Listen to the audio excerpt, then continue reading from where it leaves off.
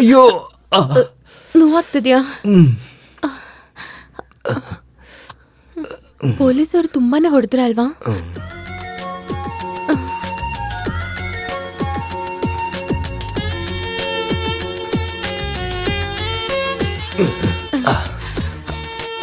ರಮೇಶ್, ನಾನ್ ನಿನ್ಗೆ ಒಂದು ವಿಷಯ ಹೇಳಲಾ?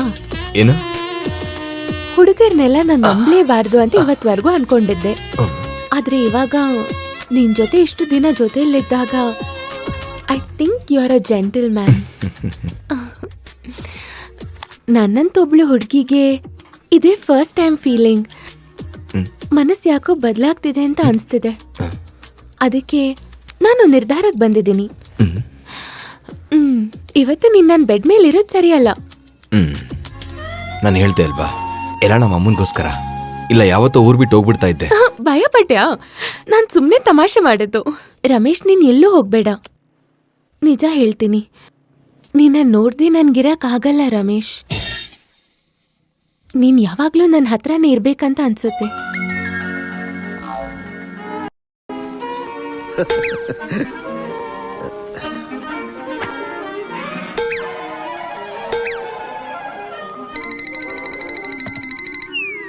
ಎಸ್, ನಾನು ದಿನೇಶ್ ಮಾತಾಡ್ತಿದ್ದೀನಿ.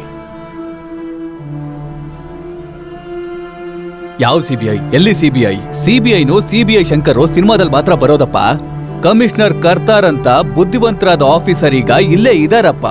ಈ ಕೇಸಲ್ಲಿ ಬೇರೆ ಯಾರು ತಲೆ ಹಾಕುವಂತ ಅವಶ್ಯಕತೆ ಇಲ್ಲ. ಅಂಡರ್ಸ್ಟ್ಯಾಂಡ್? ಸರ್, ಹೊಸ ಹೋಮ್ ಮಿನಿಸ್ಟರ್ ಬಂದಿದ್ದಾರೆ. ಇಲ್ಲಿಗೆ ಬಂದಿದ್ದಾರಾ? ಮಿನಿಸ್ಟರ್ನ ಕೊಲೆ ಮಾಡಿದಂತ ಕೊಲೆಗಾರನ್ನ ಕಂಡು ಹಿಡಿತೀನಿ ಅಂತ ಅವ್ರ ಹತ್ರ ಹೇಳಿದ್ದೆ ನಾನು.